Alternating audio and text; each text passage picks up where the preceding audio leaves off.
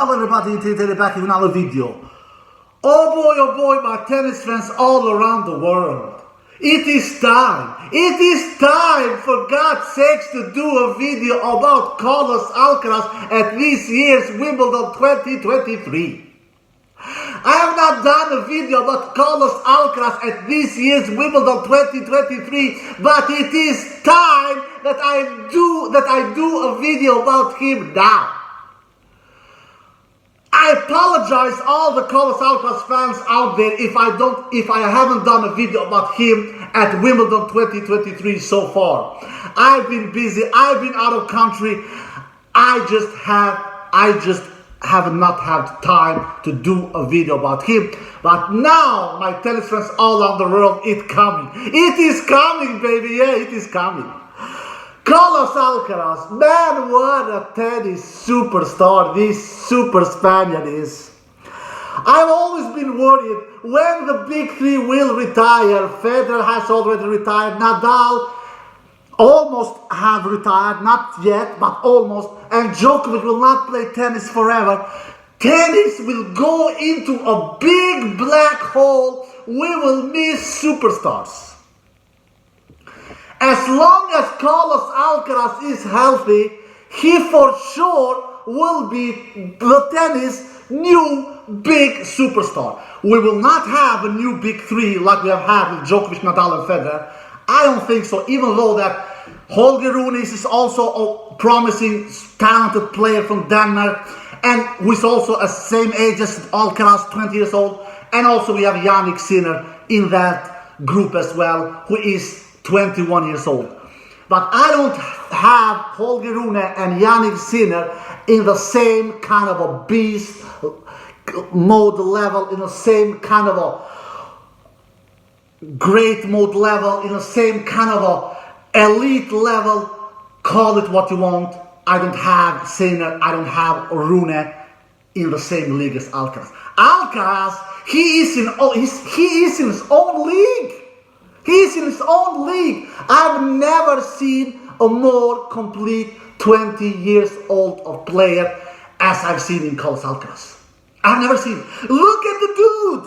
He's only playing his fourth ever grass court competition, and he is in his semi-final at Wimbledon, his first ever semi-final at Wimbledon. In his only fourth ever grass court competition, and in his only third ever Wimbledon competition, because you all know he played Wimbledon 2021, he played Wimbledon 2022, and now he's playing Wimbledon 2023, his third ever campaign at Wimbledon. And man, so good already on grass, so good. Why is good? Why is he good? You know why? Because when you are this kind of a great tennis player like Carlos Alcaraz is, Carlos Alcaraz is a great tennis player. You guys who follow my channel, I speak a lot about being good tennis player and being great tennis player. Medvedev is a good tennis player. Tsitsipas is a good tennis player. Berrettini is a good tennis player.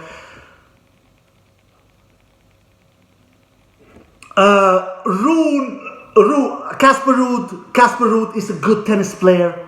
But they are not, especially Berrettini, Tsitsipas, Casper Ruud, they are good tennis players. They are not great tennis players. Medvedev, maybe he is great because he, after all, has won a Grand Slam title. But Carlos Alcaraz is really great tennis player. Really great. He has the whole package. He has the whole package. Forehand, backhand, movement, net game, slice, serve, returns, mentality, physicality. You bloody name it. You bloody name it, my tennis friends all around the world. And already 20 years old. This is scary. He will only get better from this. He will not get worse. Not even Federer, Nadal and Djokovic showed this kind of a grass court skills at this young age. No. Yeah, for sure, Nadal, he played his first ever Wimbledon final when he was 20 years old. I give that to Nadal. I give it.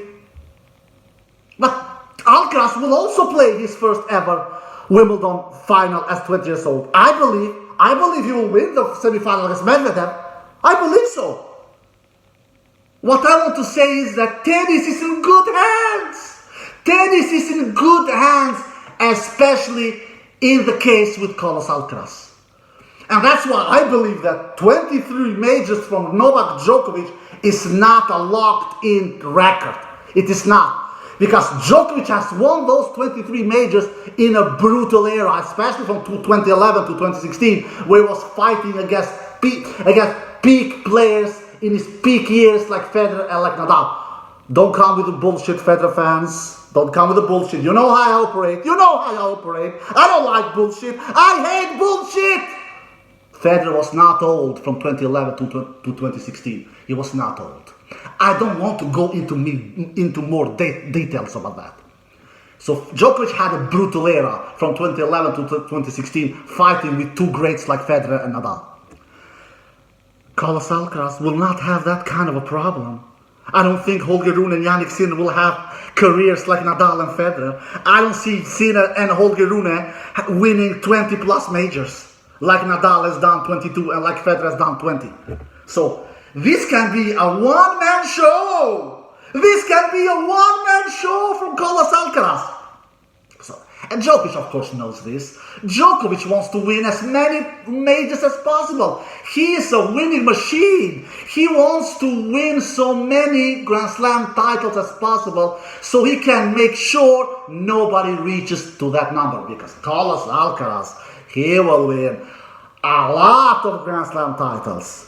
For sure, double-digit Grand Slams, if he's healthy, because you need to be healthy in this brutal sport. This is a brutal physicality sport. This is not a team sport. This is an individual sport where you compete alone. It is not a team sport where you can rely on your teammates. No.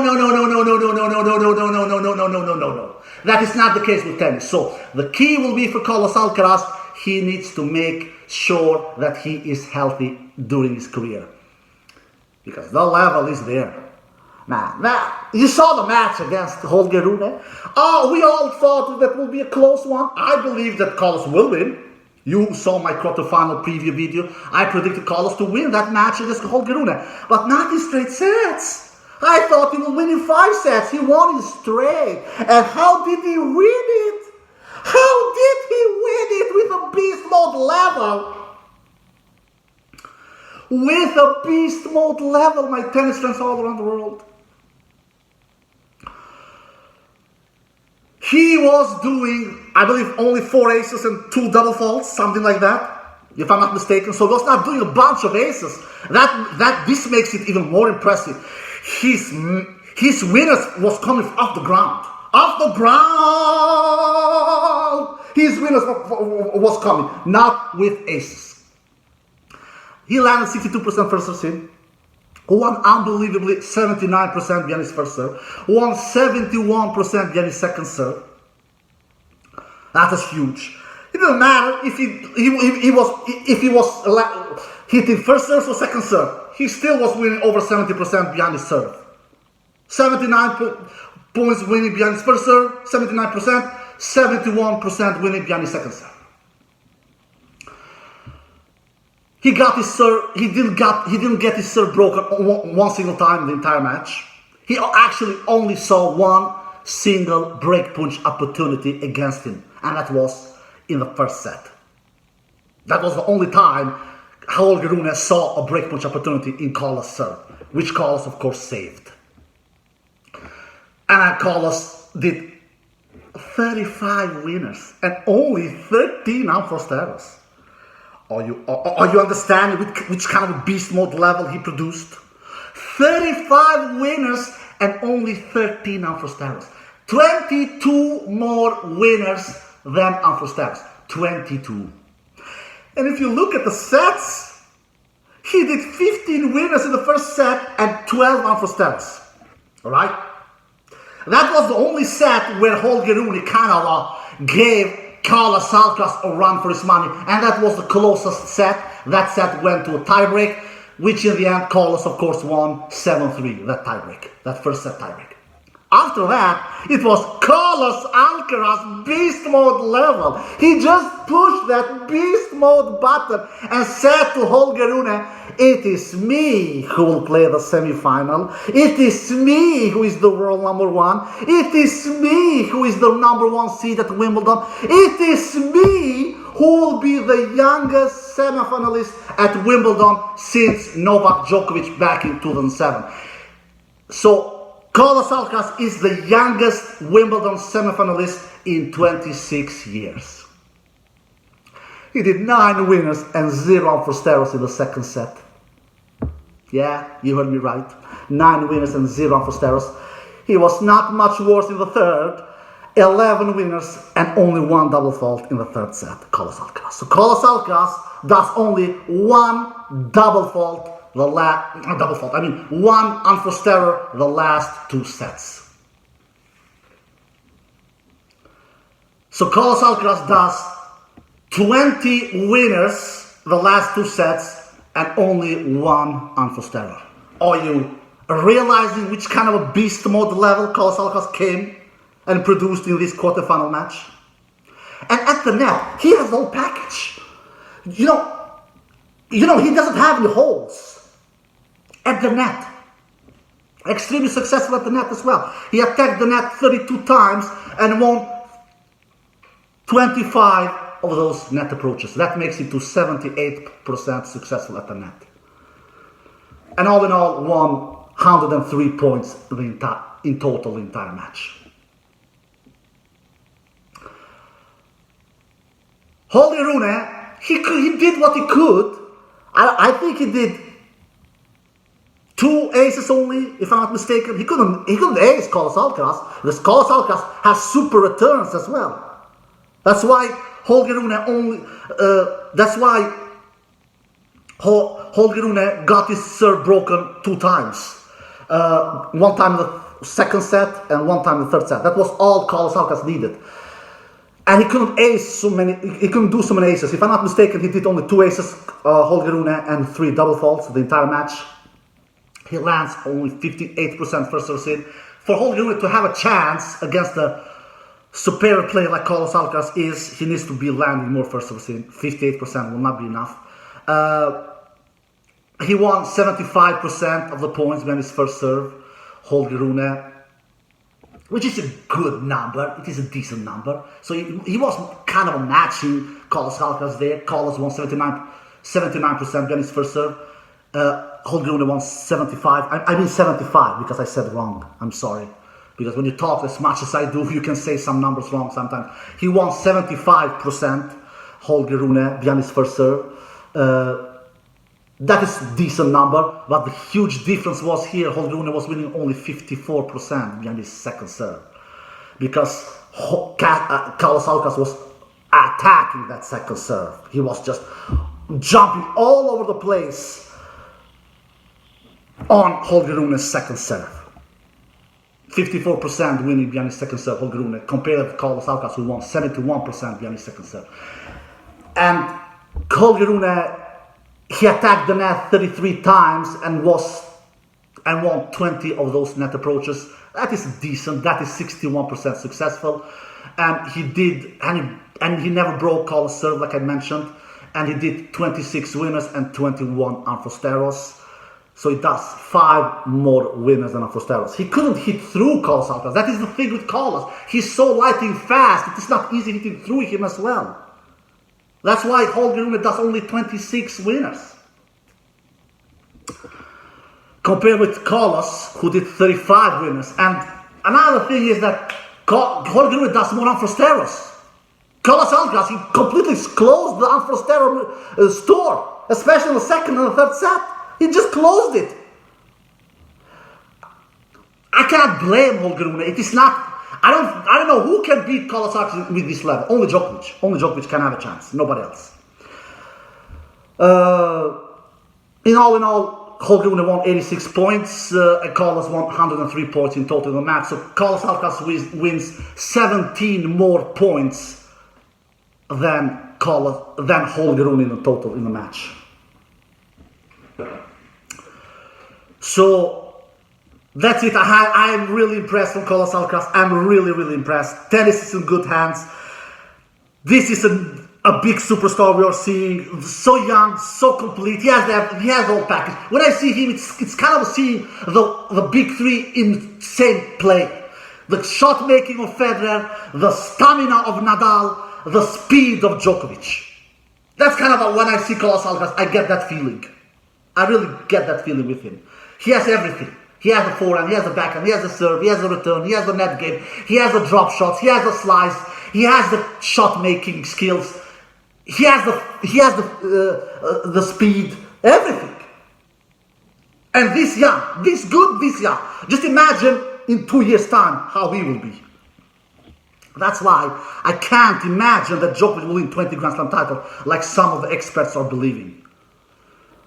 Djokovic definitely can win 30 Grand Slam titles if Carlos Alcaraz was not around. But I just can't imagine that Carlos Alcaraz will allow Novak Djokovic to win 30 Grand Slam titles. Djokovic has not won his last Grand Slam title. Absolutely not. But having this kind of a dude around, like Carlos Alcaraz, and still winning 30 Grand Slam titles and being this old like Djokovic is in tennis terms, 36 years old is a big age in tennis, and tennis is a young man's sport. I don't know, maybe Djokovic will prove me wrong, because Djokovic is a monster, predator, beast, terminator. If somebody can prove me wrong, it is definitely him, and I just can't imagine Djokovic winning 30 Grand Slam titles with this kind of a superior, super talented, super complete tennis player around like Carlos Alcaraz. And it is not any coincidence why I picked Carlos Alcaraz to be Novak Djokovic's biggest threat at Wimbledon. It is him who is Novak's biggest threat at Wimbledon. It is him. It is not Medvedev. It is not Sinner. Sinner is the second biggest threat to Djokovic. Absolutely, because Sinner has the tools as well. But Sinner doesn't have the explosive. He's not explosive like Carlos. Carlos is such an explosive player. He hits the ball huge from both wings, especially from the forehand. He's lightning fast. He attacks the net. He can win points from baseline. He can win points from the net. He can win points with drop shots. He can win points with kind of everything. He has the entire repertoire.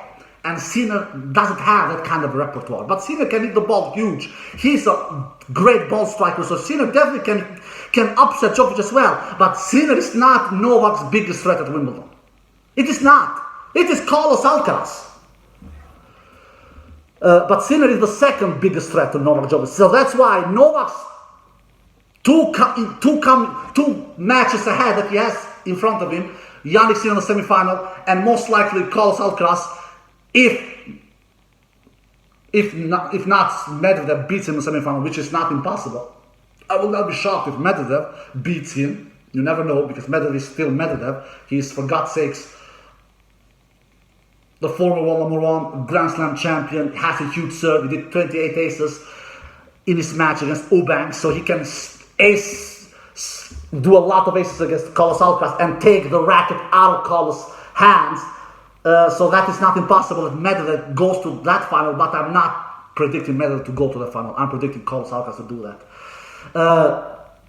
So Sinner is Novak's second threat at Wimbledon, and then his biggest threat is definitely Carlos Alcaraz.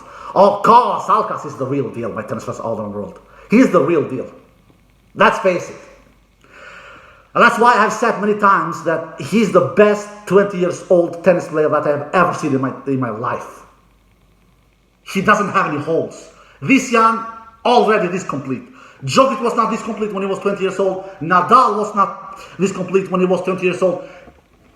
And Federer was definitely not this complete when he was 20 years old. Federer is the player who has won his first Grand Slam title, the latest from the big three. Nadal won his first when he was 19 years old. Djokovic won his Djokovic won his first Grand Slam title when he was 20 years old. And Federer won his first Grand Slam title when he was 21 years old. Almost 22 actually, 1 month from being 22. So neither of the big three was this good and this complete, as good as Carlos Alcaraz is as 20 years old. At least in my opinion. Alright guys, I hope you enjoyed the video. If you did, give it a thumbs up, subscribe, see you next time. Peace.